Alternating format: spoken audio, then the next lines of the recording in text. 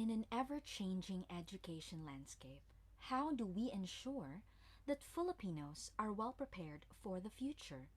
At Philippine Business for Education, we want every Filipino to have access to quality education, one that teaches the needed competencies, attitudes, and values so that everyone can lead productive careers and successful lives. Philippine Business for Education is a nonprofit organization founded in 2006 by the country's business leaders.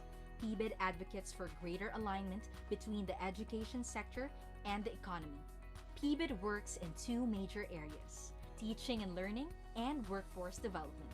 Through teaching and learning, we push for an inclusive and equitable education system where teachers are competent and students are thriving. We help improve pre-service teacher education and development and lobby for urgent reforms in the education sector.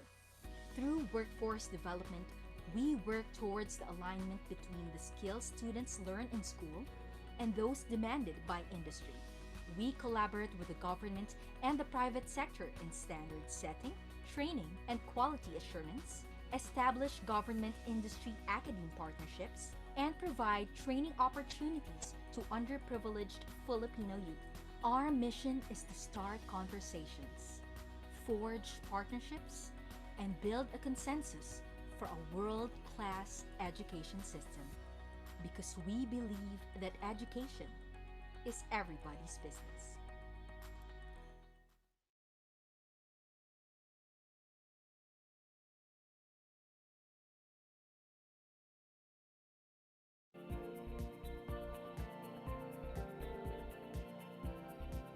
Good morning, Miss Love. Good morning, Sir Marco. Good morning. Good morning, Sir Chito. Good morning, Sir Danilo. It's great to have you joining us this morning. Morning. Thank you for joining us, sirs. Good morning as well to Miss Denise, Miss Justin, Miss Trisha, Miss Veronica, Miss Crystal. Thank you all for joining us as well. We are about to begin our program in a few minutes. In the meantime, please do introduce yourself in our chat box.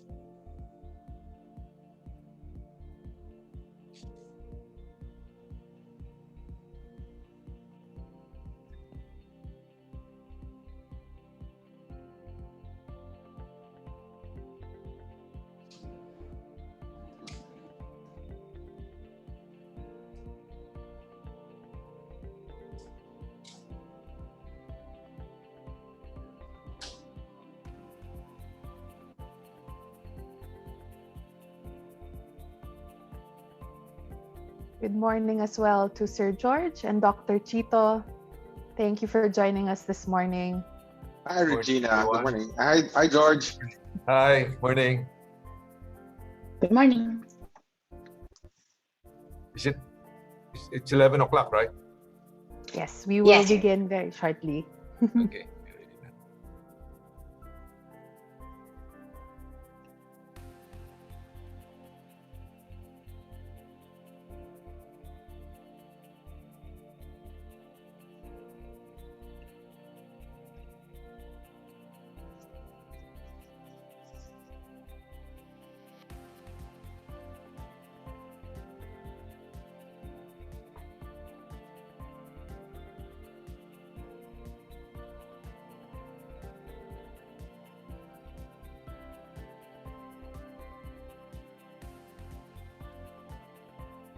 Mhm.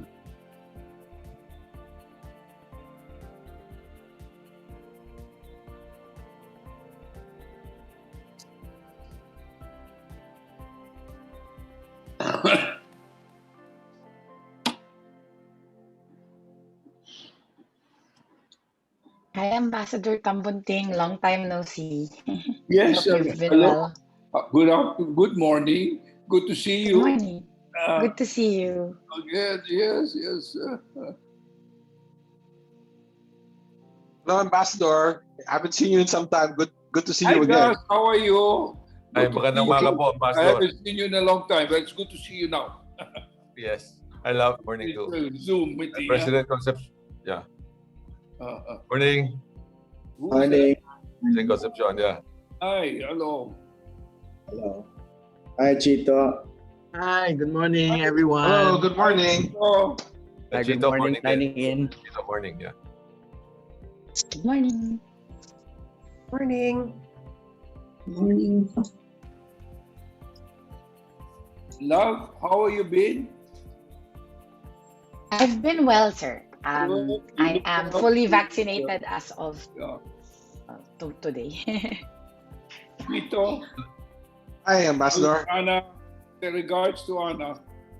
Oh, wrong Chito. Hi, Chito. Hi, Chito. Love, are you still abroad? Are you back home already? I'm still abroad, sir. You're still abroad, right? What time is it there? It is 5 in the almost 5 in the morning. 5 in the morning. So you are back. Yeah. About 6 hours. But, Yeah. Just in time for croissants and coffee. exactly. And for you now, home is Paris. Paris is home. Yeah, second home.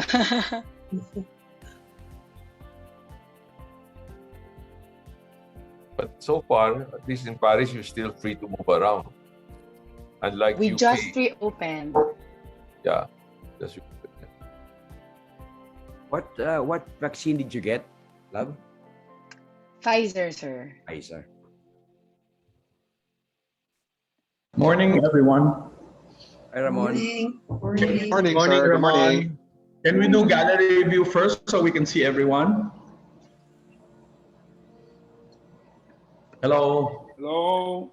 Hi, brother Armin. Hi, brother. Good morning. Morning. Morning. Morning. May I- Riza, morning. Morning. Hi, President Danny. Hello. Hello. Good morning to everybody. Dr. Villegas, morning. Good morning, George. Good morning, Hi, Cora. Nice. Hi, Alex. Hi, Cora. Alex.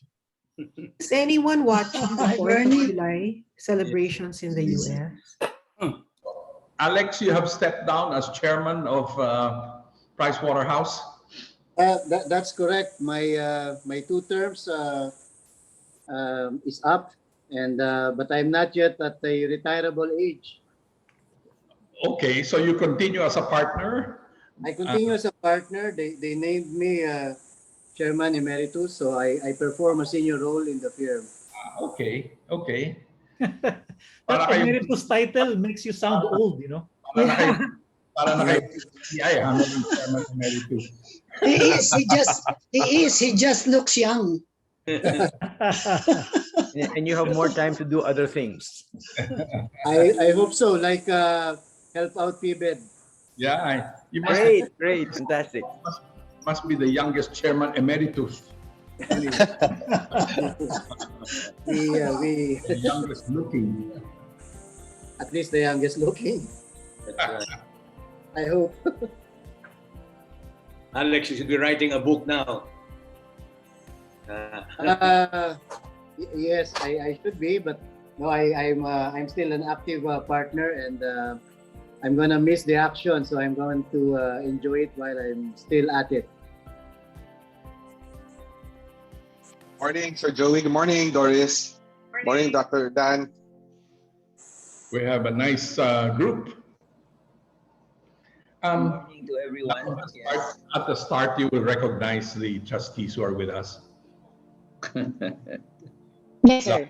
We will. Yes, we will. Hi, Joey. Trustees and advisors. Good morning, Cora. Are you where you're supposed to be? Where am I supposed to be? In Boracay? I wish you were in Bali. We're just using. It looks like DJ and I are using the same background. But we're not together. Very relaxing. Just dreaming about it. But you know. Hi, Bernie. Dr. Bert Phoenix, Dr. Doris. Bert. I'm Mix. Hi, good morning, everyone. Brother Armin. Good morning, Brother Armin. PJ, long time no hear. Yeah. Good morning. Brother Hi, Armin. Bert. Hi, Bert. Hi. Bert Phoenix. Hi, Joey. Long time no see. Brother Armin, you have a Senate Cora. hearing later, no? Hi, Cara. Hi. Yes, I will try to attend. Hi, brother. Hearing. They're counting What on you. hearing, brother? There's a Senate hearing on the EDCOM. EDCOM, yes. We were in the first, I think Love was in the first one. Now they're Yeah, we're talking also- to, yeah. Oh, sorry, go ahead, sir. Please No, appear. go ahead, Love. Please appear. Yeah. And Yes, appeal. there's- Put into place. But make sure it's multi-sectoral, Yes. not purely congressional, huh? Yeah, we'll say that later, sir. Well, we were also invited, so. Did we invite Buchanco to? Buchanco has been expressing interest in the education issue. Have you been able to? We did, sir, but he can't make it today. Okay, but So we'll just we'll send him the material and we'll send him a recording of this as well. Okay, good.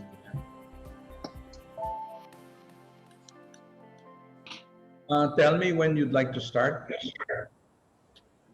We can start now, sir. We'll switch back to presentation view. Okay, you will start. Regina is our host today, sir. Regina, over to you. All right, thank you so much, Miss Love. And again, good morning to you all. It's great to meet everyone from our esteemed Board of Trustees po.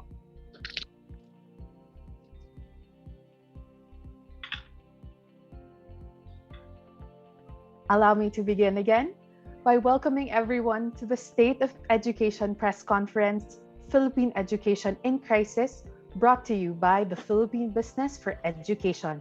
I'm Regina Mason, Partnerships Officer of YouthWorks PH, and I will be your host for this morning.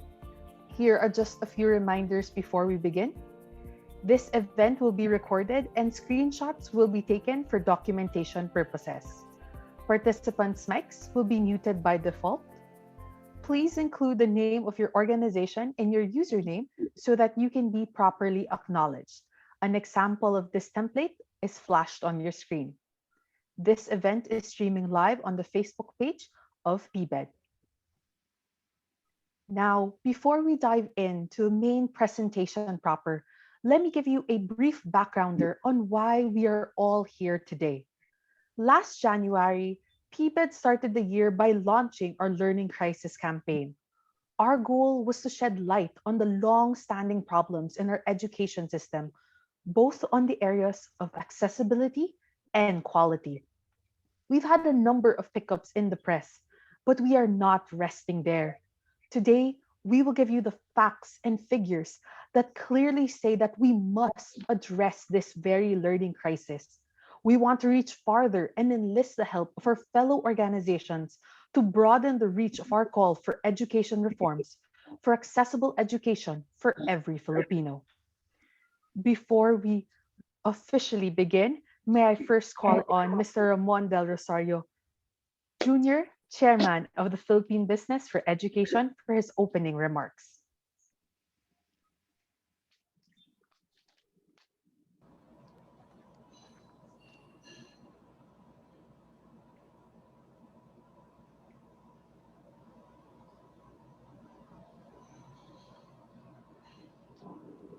Good morning, everyone.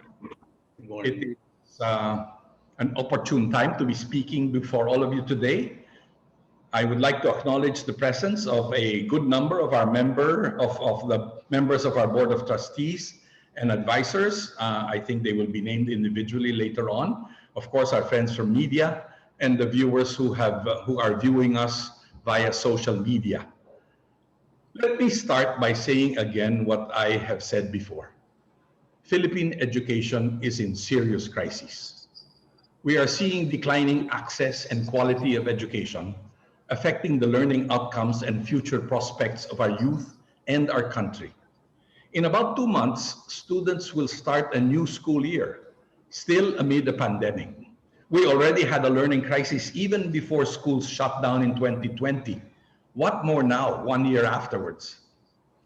Today, Philippine Business for Education will present facts and numbers that paint a picture of the current state of Philippine education. Our hope is that the information we will share with everyone today will push the education agenda forward and that the learning of our children will rightfully be made a national priority. Clearly, we need to overcome the learning crisis. Malnutrition, the digital divide, and low learning proficiencies continue to plague the education system. If left unsolved, the learning crisis will have massive repercussions on our country, our people's lives and future.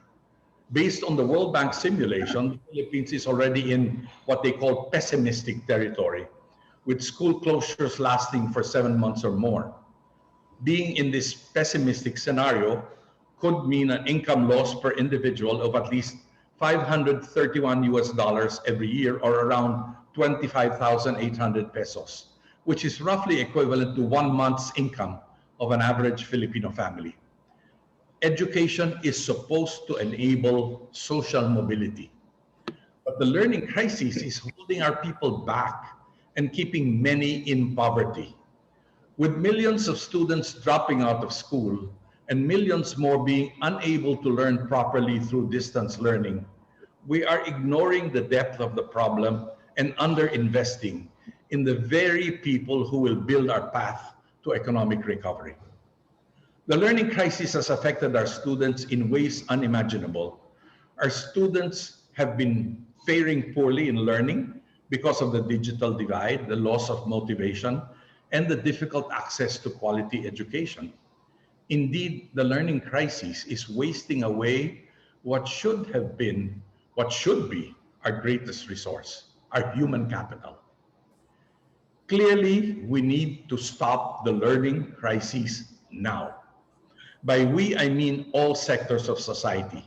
We all need to take part in solving this crisis, with the government taking the lead. We must demand better education, for quality education enables individuals to enjoy strongly rooted and secure lives, as reflected in Ambisyon Natin 2040. Before I turn over the floor, let me just reiterate PBED's call to make education a priority. We might not feel its immediate impact now, but we stand to suffer the long-term ramifications of inaction and poor learning. We deserve better. Our people deserve so much more. Thank you. Thank you very much, Mr. Ramon Del Rosario, for really telling us, our audience, why we are all here today. Before we proceed to our presentation proper, I would like to recognize the members of the PBED board, our PBED advisors, and our NICA board members as well. To start off again, I would like to first acknowledge Mr. Ramon Del Rosario Jr., Edgar Chua, Dr. Chito Salazar, Good morning. Ambassador Jose Cuisa Jr., and Chito Sobrepeña, Morning. Ambassador Jesus Tambunting, Corazon de la Paz Bernardo, Riza Mantari, George Barcelon, Morning. Miguel Dominguez, and Lito Tayag. Honored as well to be recognizing our PBED advisors, Brother Armin Luistro, Magandang umaga. Edelberto de Jesus, Alex Cabrera, Good morning, everyone. and Juan Miguel Luz. Good morning. And lastly, I would like to recognize those part of our NIAC board, Dr. Danilo Lachica, Mr. Ray Untal, Morning. Mr. We also Sergio? have Oh, yes, go our ahead, Ms. Lau. other trustees, Fred Ayala and Doris Ho. And Good our morning. advisor, Dr. Bernie Villegas. I think we did not recognize Bernie. I hope Yes. there are, Mr. Deputy President Danny Concepcion is also with us.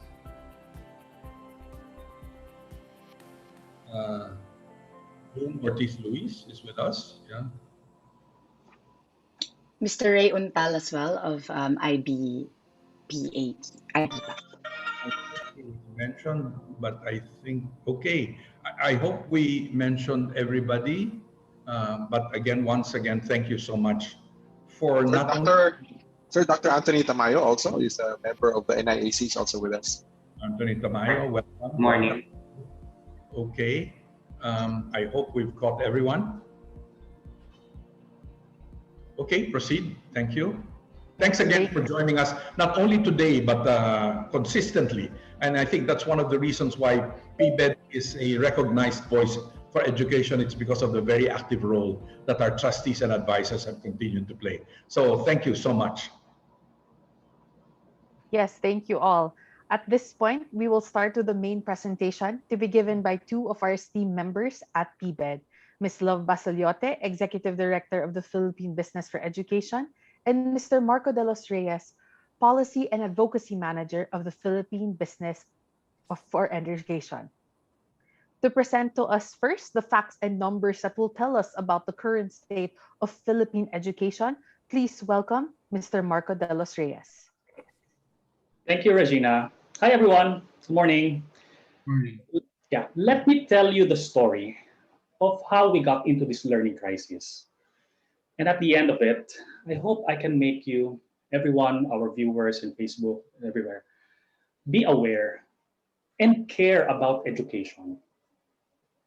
Because you see, over the years, we actually had great strides in making education more accessible.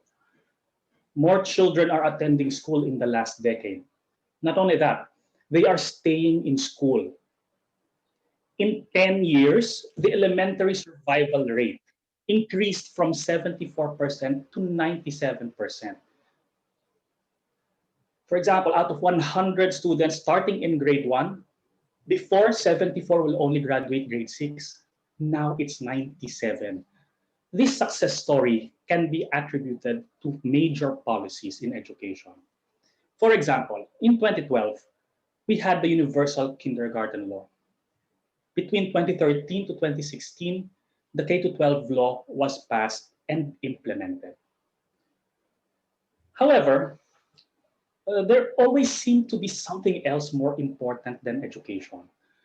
We don't invest enough and sustain investment in education. Kumbaga sa aeroplano, hindi naka-take off. In 2018, look at this, 2018, public expenditure in basic education plateaued, then dipped. While more students are going to school, per capita spending declined. From a low of 7,800 spending per student in 2009, that has increased almost 3 times to 22,000 per student in 2017. But it has declined from there.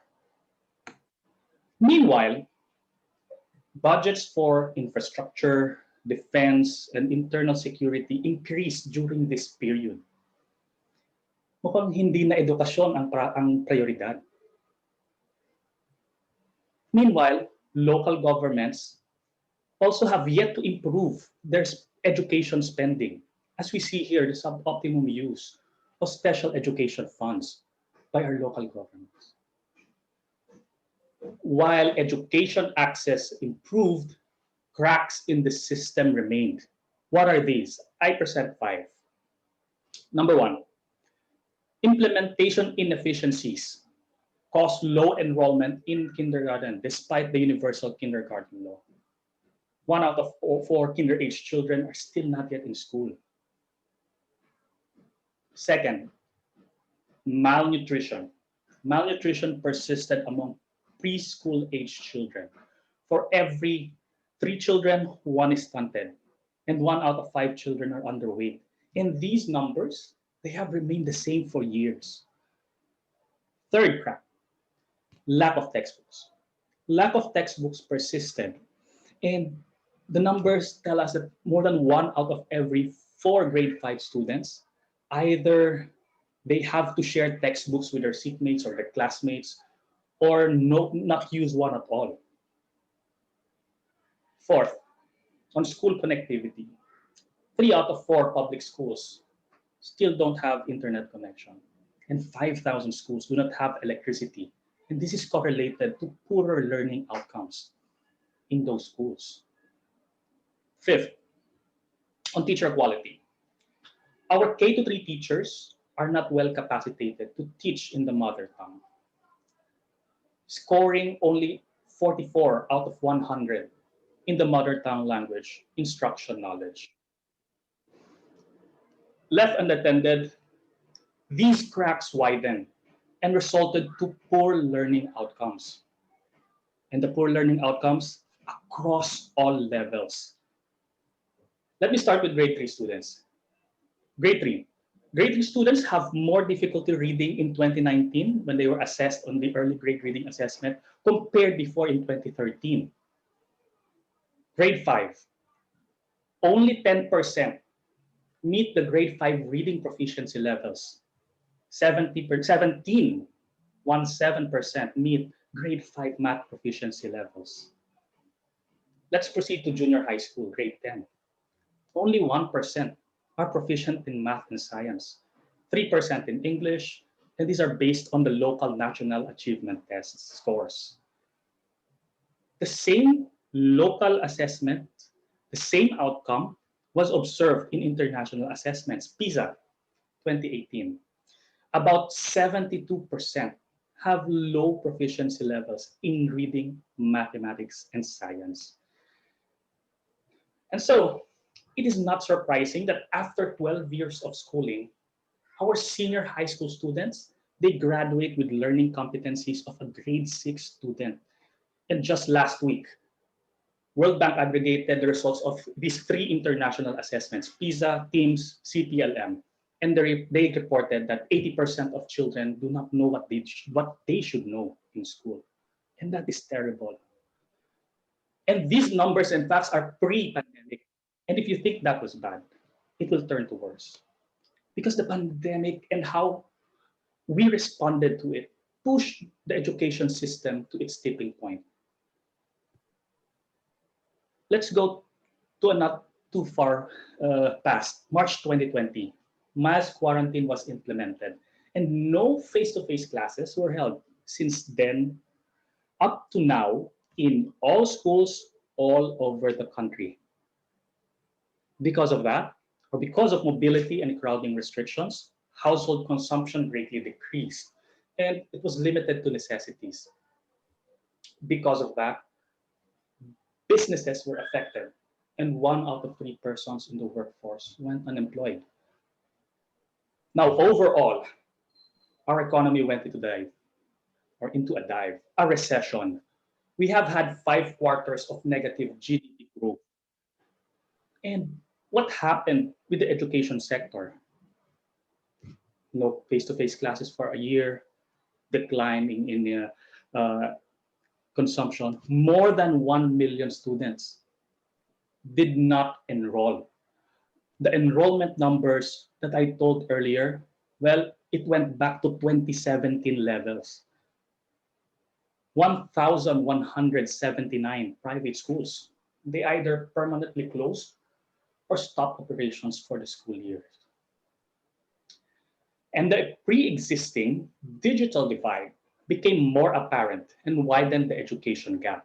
87% of 26.7 million public school students use printed modules, and only 2.1% of them use online learning. Blended learning proved to be a bigger challenge for parents and students, most especially from the poor. 40% of parents belonging to Pantawid Pamilya, the poorest of the poor, actually said they spent more this year with blended learning compared to the previous year. And yet, 1 out of 4 parents, they say that they perceive their children are not learning in the current setup. Now, when we saw these numbers, we had to check, we had to confirm. And we talked with a parent, a Patawid Pamilya parent, to confirm this. Nanay Adele. Nanay Adele is 43 years old. She is from Batangas City and she is a food vendor. She has 3 children, all of them undergo distance learning, grade 6, 9, and 10. So please watch this short video. Bakit hindi niya maintindihan? Minsan naman po nakakaabot kami sa Google. Nandito ako. Pero minsan pagka mahina pong signal, wala po talaga. Hindi po talaga siya minsan maka-attend. Yun nga po ang aking isa na de-depress at walang kausap na teacher. Walang kaklase. Ako po ay pagka may pasasagutan yung mga teacher, madalas talaga pong hindi ka magtitinda. Dahil yung kagaya po ng grade 6 ko, yun ay module po yun. Ay, ang hirap po kapag wala ako, hindi siya gumagawa. Ang gusto niya, may nakakausap siya kahit papaano. Pag nag-Google Meet naman minsan wala naman po ako dito sa amin at ako po yung nasa bayan o kaya po may ginagawa po akong iba. Hindi ko sila pwedeng iwanan dahil hindi naman po nakikinig. Ay, di kailangan po talagang subaybay nyo yung mga bata. Pati yung pang-load mo, manghirap. Imbis na ipambili mo na ng pagkain nyo pan-load mo pa ang dahil may online class yung aking anak. Dati nung bago-bago po, nakaka-load po ko ng 1,500 kanya lang yun. First quarter, parehas lang. Pero nung nagtagal, ma'am, siya. Kasi nga po hindi nakaka-comply agad-agad, hindi na-attend. Kasi pag hindi ka naka-attend ng Google Meet, isang bawas points po yun. Ay, yung babae ko naman, ma'am, hindi naman po nalis siya sa top. Pero yung aking lalaki talaga, ma'am, yun talaga nag-sobrang degrade ng muntik na nga hindi makagraduate. Sabi niya, mama, gusto ko nang pumasok. Sabi ko, anong gusto mong gawin po, anak? Nagsasabi na ako sa teacher mo. Kung kahit mag-perma na lang ako ng waiver, ay ayaw naman po ng teacher na papuntahin sa school at para siya turuan. Bawal daw po. Nanay Adele's story is our shared experience, a face in the numbers, a parent trying to make ends meet and guide her children continue education. And we have heard the same from teachers in social media, these anecdotes of student disengagement. We just don't have yet the exact numbers, but these are happening on the ground, the realities. Because of that, ladies and gentlemen, now is the time. Now is the time to put things back on track. Ladies and gentlemen, watching us and viewing us right now, we need to act to stop this crisis. I presented the facts and figures that spell out the crisis in Philippine education. And you know what? Why I am as passionate as this issue is personal to me. Like Nanay Adele, I'm a father of 2 children. My youngest in kinder, eldest in grade 1. 2 buwan na lamang pasukan na ulit. Isa na namang school year. Tapos marami ang maapektuhan. Mag-e-enroll ang mga bata pero anong kasiguraduhan ng pagkatuto? Paano na ang pangarap nilang maging doktor, maging guro, at iba pa? Pero ang mas mahalagang tanong, ano ang pwedeng gawin ng gobyerno? Ano ang pwede mong at pwede nating gawin? These questions I leave and will be answered by our next speaker, PBED's Executive Director, Love Basiliote. Thank you very much. Thank you, Marco, and good morning to all. I will continue where Marco left off in the story. So far, we know that we have a learning crisis and the costs to inaction are high. Kung wala tayong gagawin, mas lalala pa ang sitwasyon. Mas mahihirapan tayong bumangon. Now what? So ano na? The continued stories with the hero, and by hero, I mean all of us. All of us stopping the learning crisis. How? By starting with what we can do right now. Our proposal is to build a new schoolhouse of reform. The schoolhouse needs to be built on ground that is fit for it. As such, we are calling for the reconstitution of a multi-stakeholder education commission participated by all sectors of society to analyze the gaps, look for opportunities, and pave the ground on which we build our reform efforts. We need data on our system's strengths and weaknesses, and we need to bring everyone in to maximize opportunities and minimize risks. An EDCOM will be the ground on which we build our reform efforts. Speaking of the Schoolhouse of Reforms, at the base are foundational reforms. We see 5. First, immediately we call on government to prioritize education by increasing education budgets. Earmarking some of the funds freed up because of the Mandanas ruling in 2018 could significantly increase the education budget pie. Sometimes it's not just about making ends meet, it's just really making sure that we have more means to address the problem. Secondly, we need to start young. We need to implement the Philippine Plan of Action for Nutrition and strengthen pre-primary education. Malnutrition, as Marco presented, has been prevalent among children in the past 10 years. We need to make sure that we safeguard the first 1,000 days of a child and prepare him or her for the world. Third, we need to benefit from research and strengthen the implementation of the mother tongue-based multilingual education. Teaching in the mother tongue in the early grades is already in the K-12 law. This is a product of evidence and advocacy of educators. However, as shown earlier, implementation has been poor because our teachers are not well capacitated. We want to bring focus on teacher training and pre-service training, along with improved materials for teaching and learning in the mother tongue. Fourth, we need to improve the teacher quality pipeline and pass the Teach Bill that is already in both houses of Congress. This is a teacher education scholarship program similar to the Doktor para sa Bayan law.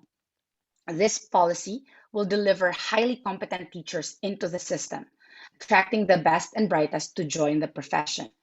And finally, among our foundational reforms, we need to have a good diagnostic system through an autonomous assessment agency, a student assessment system that will be independent, has integrity, and will offer useful insights on how to improve curriculum and instruction and bridge learning gaps. To keep the structure upright are walls and pillars, which we believe involve civil society and the private sector supporting the education landscape. On one side is the improved complementarity between public and private education.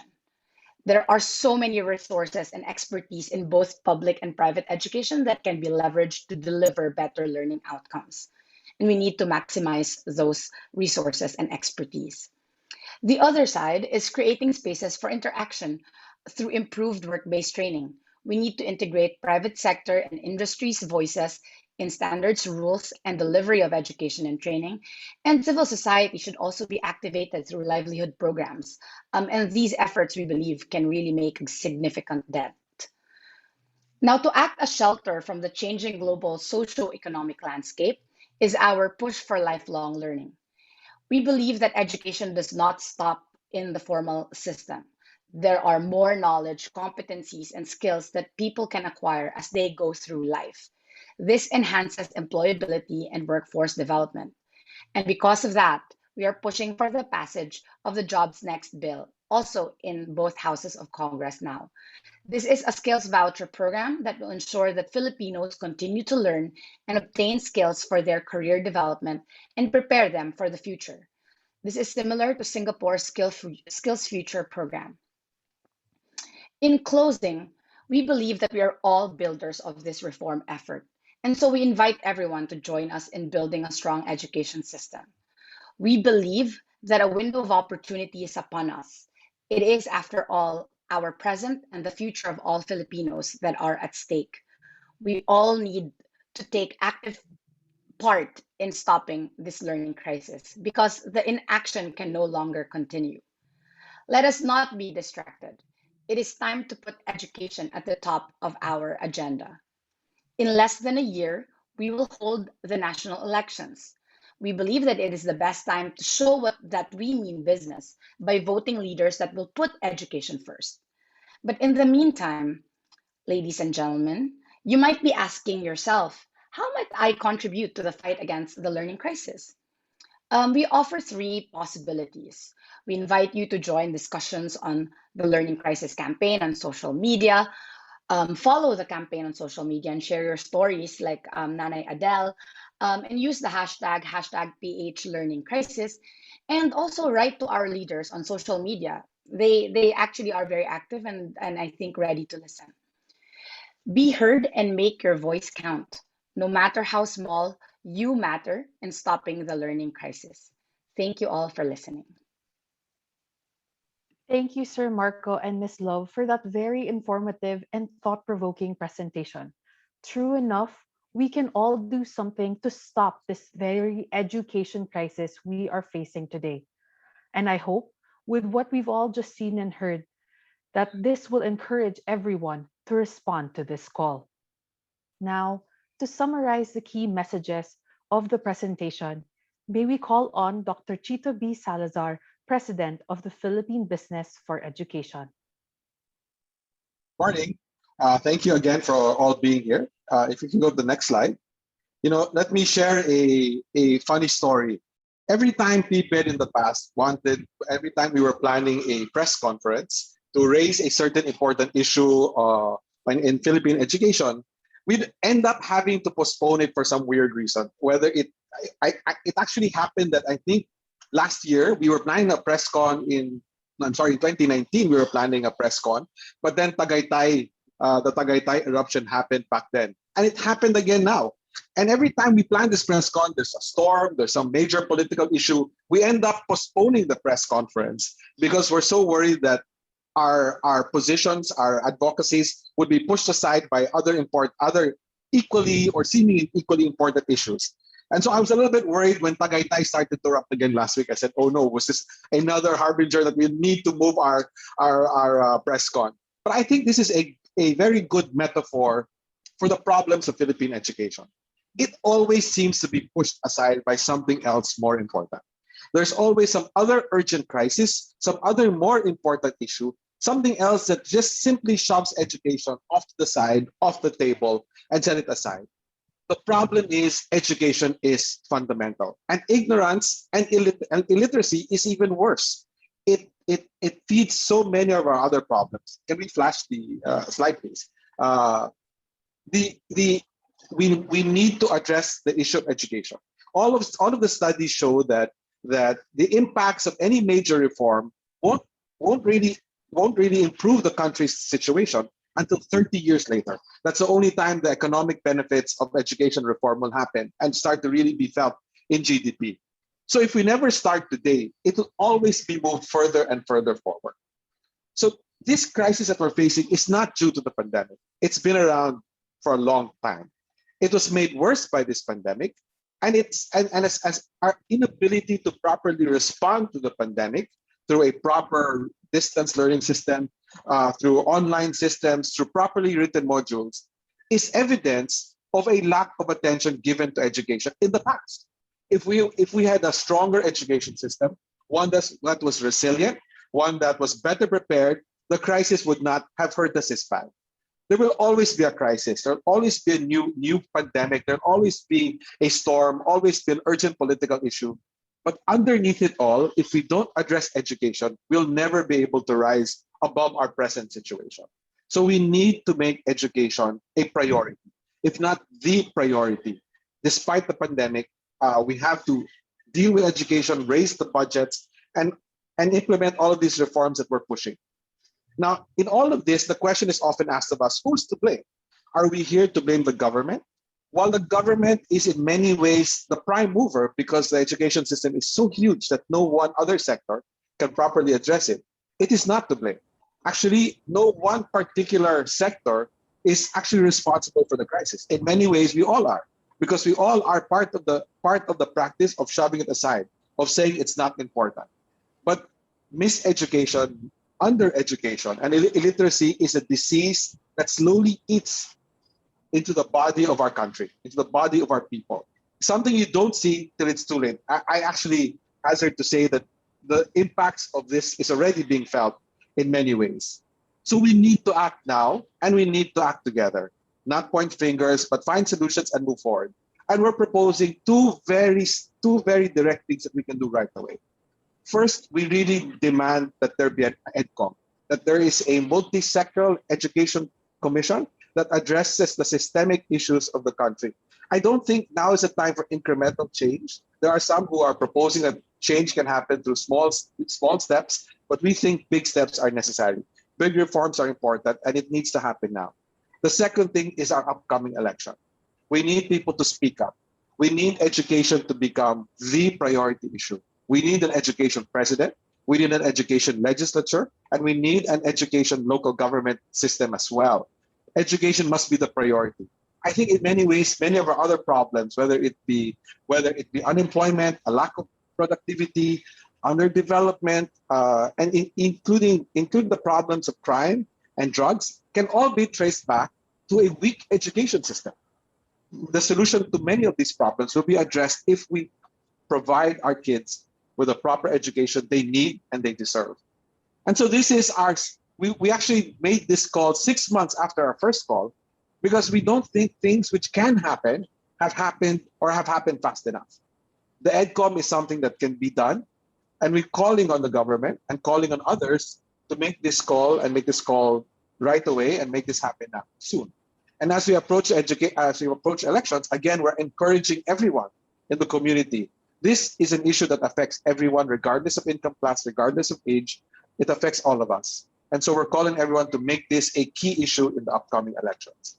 So again, thank you. Thank you for your time, and thank you for your attention. And we are open to questions. Regina? Right. Thank you very much, Dr. Chito Salazar. At this point, we will now proceed to the open forum. Kindly key in your questions in the Q&A box on your screens.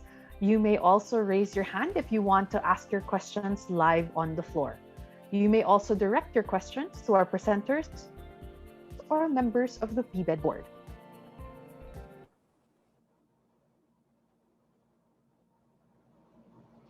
Yes.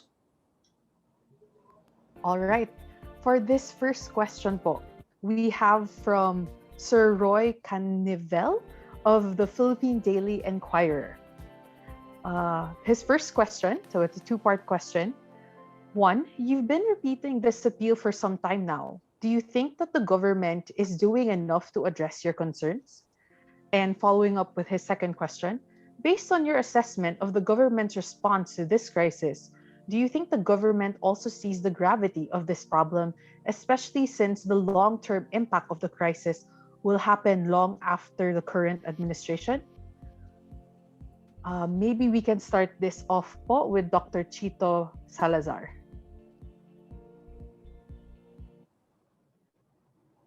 Well, I think the government hasn't done enough. I think it can still do more. But I guess, as I said, it's not only the government's responsibility; it's everyone's responsibility. And it's not just the executive branch, but it's also the legislative branch. I think we've been calling on EDCOM, I think, since 2019, actually, when we first got hold of the results. So I think there is more that can be done, and it is such a huge problem. I think this is a good second question, that whether the gravity of the problem is felt. Well, it is true that the impacts of miseducation and undereducation are long term. However, you can actually see the impacts already happening today, right? While the impacts on productivity, the impacts on GDP, the impacts on employment may be 12, 15, 14 years down the line from grade one, the impacts of illiteracy, the impacts of not being competent in math, reading, and English, we already know. And it's already happening in, I think, based on Marcos data, it's happening as early as grades 1 to 3. Malnutrition and stunting, again, it's not something, while the impacts with the consequences of it will be felt long term, we know that our kids are malnourished. We know our kids are stunted. So I think it really is just an important call to have them focus and really give more time and resources to these issues. Thank you, Dr. Chito. We do have a number of questions coming in, so we'll try to make time for all the questions po being asked by our audience today. This next one po will be for Sir Marco. From Bonds Magsambol from Rappler. Face-to-face classes are still not allowed, which would mean distance education will continue for the next school year. What is PBED's concrete recommendation to the government to improve the implementation of the remote learning system? Thank you, Reg. Firstly, we remain with our position that we are capable of doing safe reopening of schools and classes, and that has been in the plans already of the Department of Education. So it's really a matter of implementing something that has been well thought about by our education agency. But the question asks about the improvement in the remote learning system. I draw from my experience. I came from a school which practiced modular system since grade school, all the way into high school, and it is self-paced. And basically, we go to school just to listen to lectures by our teachers and then answer the modules on our own. Wala pang internet noon. And kaya naman eh. Pero kailangan merong proper mix of modalities and instruction. So we call, of course, we tell our implementers that to look into the lessons learned this past year of distance learning and implement the necessary reforms. May I add, if I may? I think also maybe another point is it need not be a one-size-fits-all solution. There are clearly areas where the problem of the pandemic is either non-existent or is much less existent than in other areas. Why not start at the very least with opening up face-to-face classes more aggressively in those areas to start with? Although our position is that you can conduct safe face-to-face classes in a safe way almost everywhere based on the guidelines that have been discussed. At the very least, I would suggest strongly that in those areas where the problem is much less pronounced, they can already start opening up just to demonstrate the fact that it can be done safely. I think we really just need to realize that there is a real cost to continuing this situation of no face-to-face classes. Yeah, thank you. And if I may also, to build on that point of Mr. Del Rosario, I think one of the things we've seen in the vaccinations is that the local governments play a large role. And it's really because the situations and the conditions on the ground are different depending on the province, municipality, town, etc. And so I think this is one thing we should do, is that we should empower the local governments to make decisions regarding the opening of classes and how they should be run, depending on their context, and for them to play a larger role. In a pandemic where travel, communications, and all of these things are restricted, it gets even more difficult for the central government to make decisions for the entire country in a timely and appropriate fashion.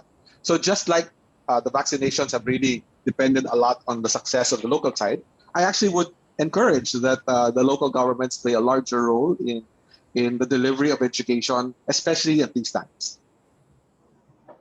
Chito, I'd like to add.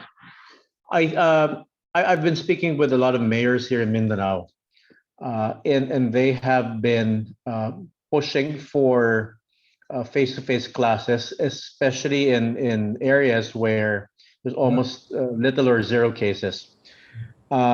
Just to follow through on what Chito and Mr. De Rosario said, I think the best person to decide would be your local mayor, together with your school's division superintendent.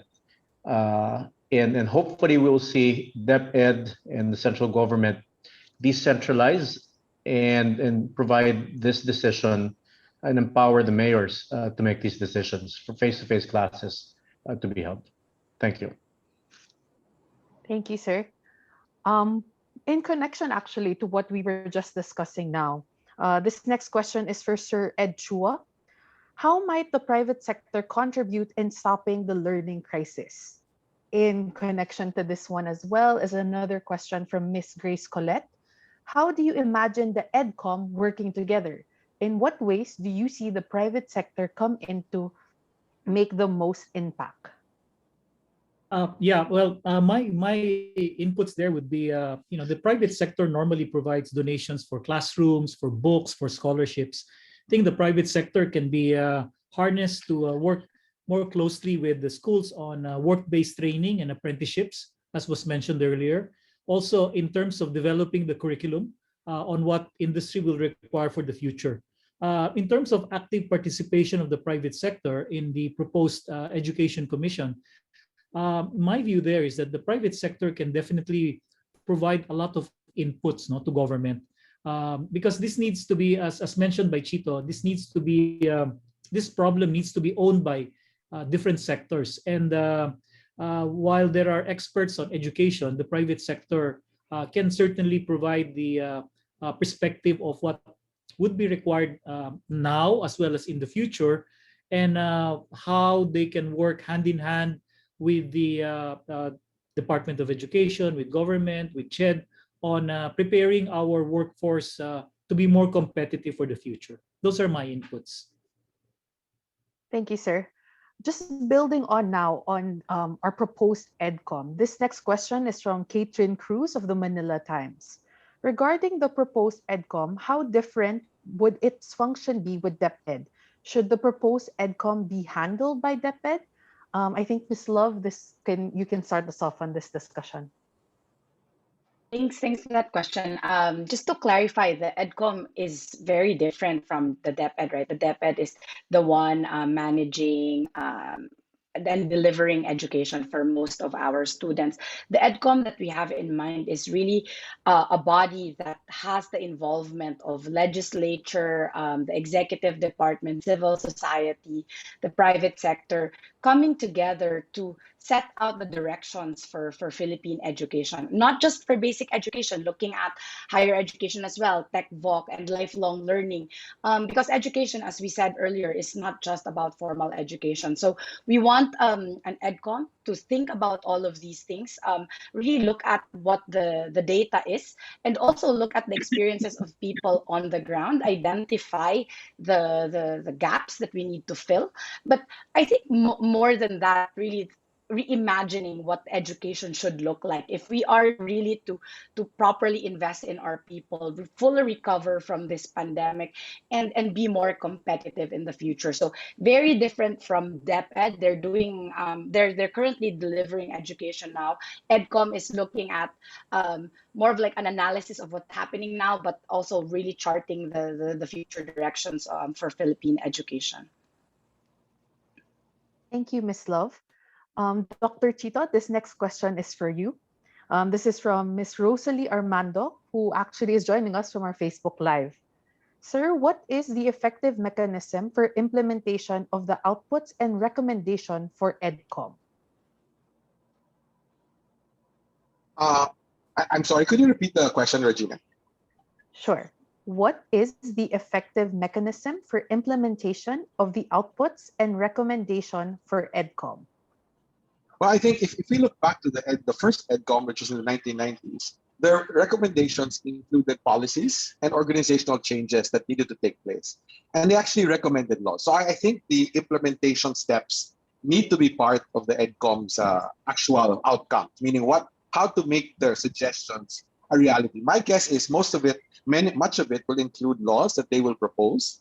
And that's why I think one of our recommendations is that the legislature has to play a very strong role here, because it has to move into laws and actual implementation steps. So that is an expected outcome as well. Thank you, sir. Actually, now jumping into an aspect when it comes to the relation of our endeavor or our cause with our LGUs. This next question is for Sir Migs Dominguez. How can the LGUs, in your experience as former governor of Sarangani, mobilize their resources to support the learning crisis agenda? This is also followed up by Sir Bonds Magsambol from Rappler, who's also asking, interesting point, when we were mentioning about LGUs, what can LGUs do specifically? Thank you, Regina. LGUs work primarily with school governing councils, which are are organized by DepEd as the main policy bodies within schools, and under them would be PTAs. We've seen a lot of SGCs take the lead in organizing the private sector and CSOs and different education stakeholders in supporting distance learning over the past year. SGCs have been also responsible for tapping and unlocking a lot of barangay resources, SKs. We've also seen LGUs utilize radio stations in third, fourth, fifth class municipalities over the past 12 months. So there's a lot of resources available, and there's a saying, it takes a village to raise a child. And these school governing councils, I think, have been playing a very, very important role. I recall about a decade ago when I was governor, there was an SGC who put forth and challenged the local government to increase the participation rates of IPs in schools. So one of their recommendations was to put up integrated schools in many of elementary schools and IP communities. And after 6 years, we were able to increase participation rates of IPs in high schools by 31%.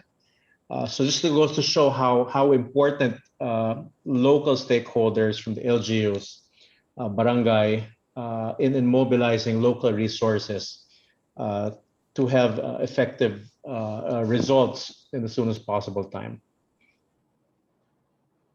Thank you, sir. Regina, can I also add to this? Sure, sir.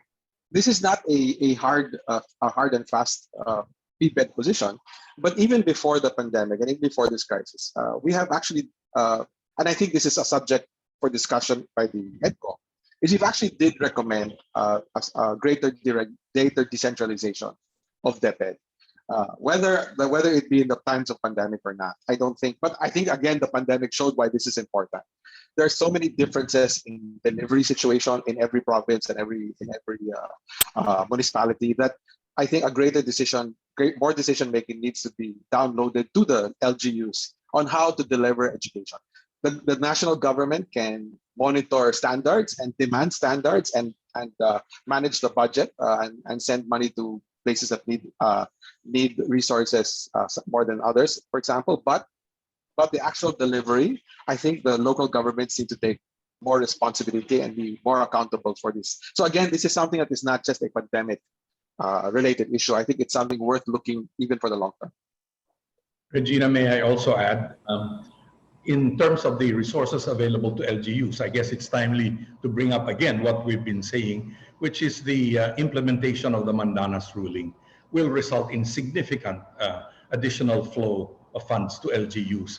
And we're really hoping that they will take advantage of the opportunity to use a good portion of these additional funds to strengthen education in the various ways that Mix already spoke about. There are many possibilities available to them, but at least the resources as a starting point will be significantly increased. And to the extent that they're able to use that for improved education, I think it will go a long way towards improving education in the local level. Thanks. Thank you all.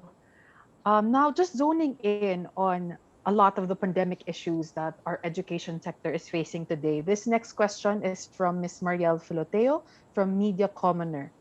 PBED has mentioned the cracks in the education system and generally focused on systemic/implementation solutions. What is PBED's recommendation for the call of academic ease in the pandemic? Sir Marco, maybe you'd like to start off the discussion for this one. Yeah, sure. Thanks, Reg. I think calls for academic ease bring to mind two areas. One is instruction quality. How are students being instructed in this current environment? And second, incorporation of psychosocial assessments in classroom assessments. And this is something that we see lacking in student assessments. And because of these two areas, I am really hoping that our education agencies look into it learn from the lessons of the current school year and improve on, again, two things: instruction and psychosocial assessments of their students. Thank you, Reg. Thank you, Sir Marco. We have a few more questions to answer, so we'll try to get this done before we close off our open forum for today. This next one is from Miss Flora Arellano. How can we ensure a real assessment of the education system and come up with a vision of education that is inclusive, equitable, quality education, and anchored on Ambition 2040 and the SDG 4? Maybe we can have uh, Sir Ramon to answer this one first, since this was mentioned a little bit in your speech. Why don't I take advantage of my position as chair of PBED to ask some of our other trustees and advisors to handle that. I see Father Bobby Yap of Ateneo as part of the audience. Maybe he would like to take a shot at answering this particular question. My brother Armin of La Salle also here. So, and of course, Danny Concepcion of UP. So any one of them, maybe Father Bobby, if you may. Yeah, I'm sorry, can the question be repeated, please? Good morning, sorry. Good morning, sir. No problem. How can we ensure a real assessment of the education system and come up with a vision of education that is inclusive, equitable in quality, and anchored on Ambition 2040 and the SDG 4? I think the academe and the universities represented here right now are very committed to help in the assessment of what has happened, and we are ready to commit resources to really provide an assessment. I think the challenge has been that when DepEd or CHED assesses, they just use like in-house type of groups to assess. Maybe Brother Armin knows this better than I do, but certainly at the Manila we have started, and we are setting up a new school of education and learning design, and one of the aims that we have is really to provide evidence-based assessment of the programs and the policies, and I think that will be really helpful when that private universities or others, even state universities, also contribute to the assessment of problems and to provide policy solutions and recommendations. So I think what will really be helpful is that we really participate. We realize this is a very, very serious problem, and that we would like to commit that we would really like to help assess the situation and provide solutions. I think Brother Armin and his experience in DepEd can share more about this. Brother Armin, are you available now? I think Brother Armin is in a vehicle. I saw his background moving. Maybe Chito had his hand raised. Would you like Yes, to? sir. One of our recommendations really is an independent assessment agency. I think this is very important. That will allow us to assess the education system and the performance. Right now, the assessment agency is part of the Department of Education, but we really have to have another one that doesn't just look at one department, but might look at the entire system. And it has to be independent, because it's never good to have an assessment group that's part of the own. You measuring yourself, and it has to be. Actually, we even recommend that there be a private sector have a strong involvement in the assessment agency. At least that answers the first part of the question. Maybe now that Brother Armin is back, he can answer the second part of the question that talks about a vision for education that's inclusive, etc. Brother? Brother Armin, brother? Are you able to participate? Maybe not. Answered. Brother?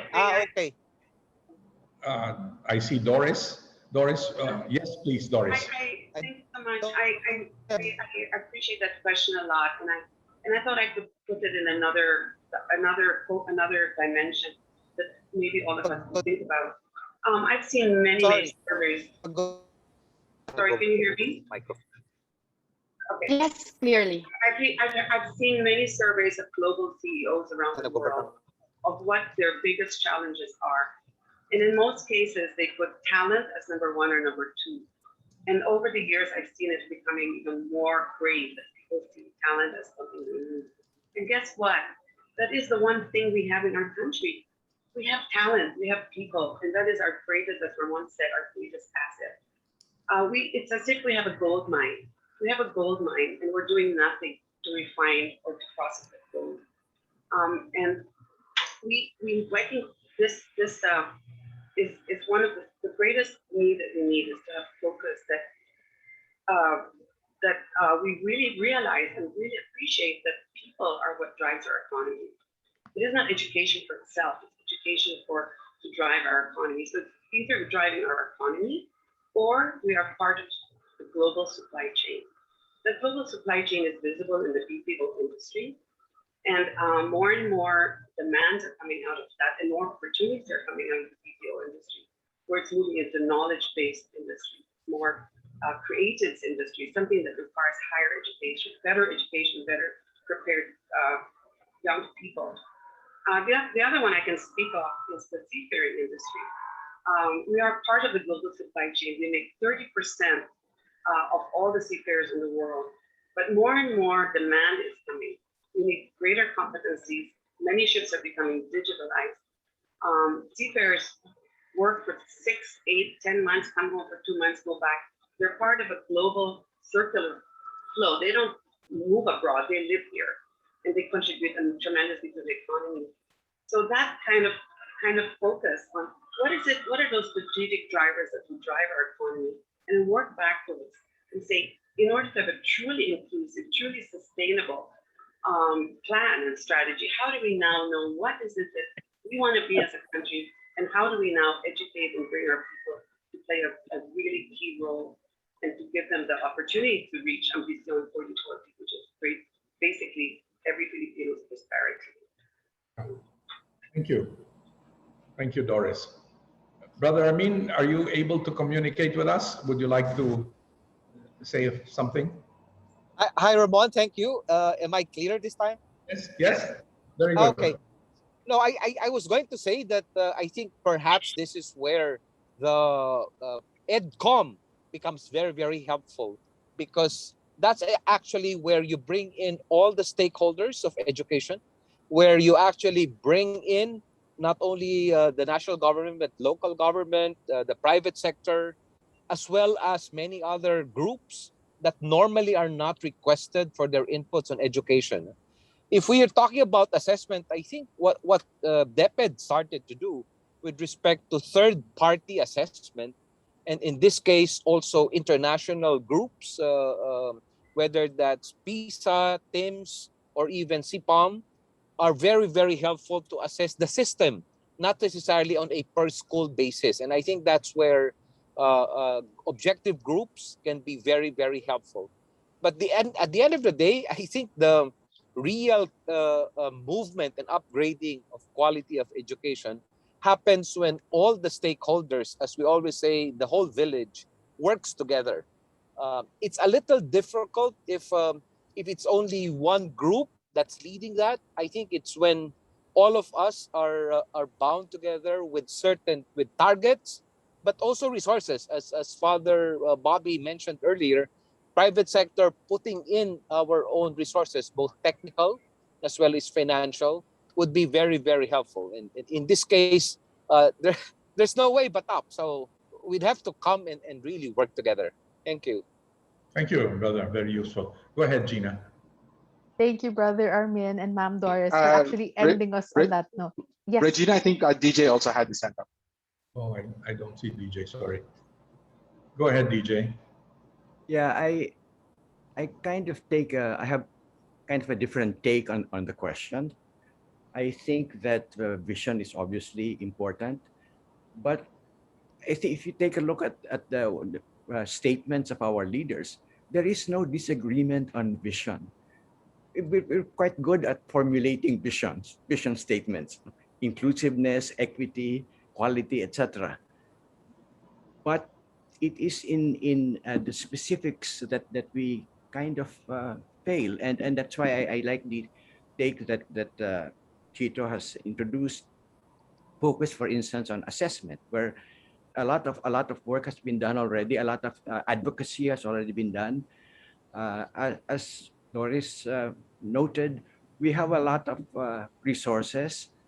Part of that is our consensus and visions. I take note of the fact that we've had conversations with business leaders, with congressmen and senators, and the proposals that PB Ed has been promoting, we find no disagreement with them on.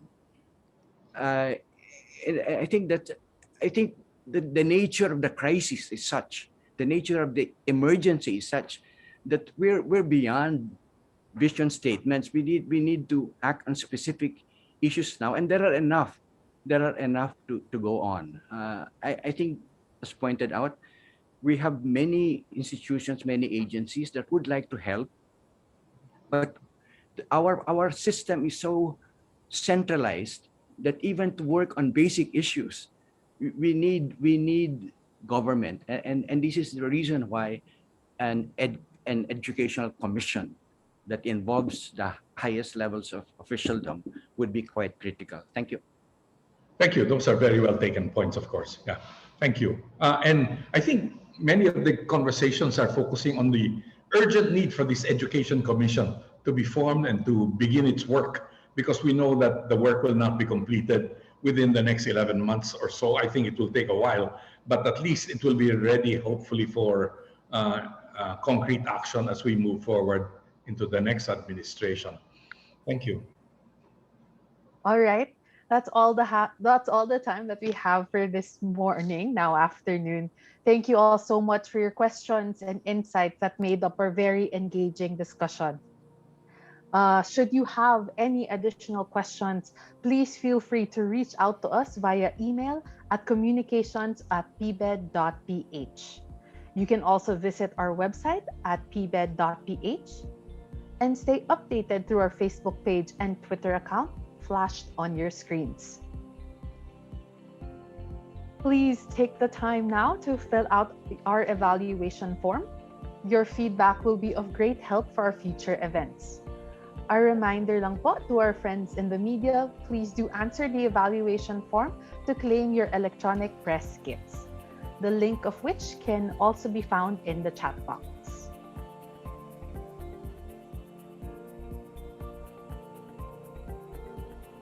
Now, at this point, we would like to ask everyone to turn on their cameras for our photo session.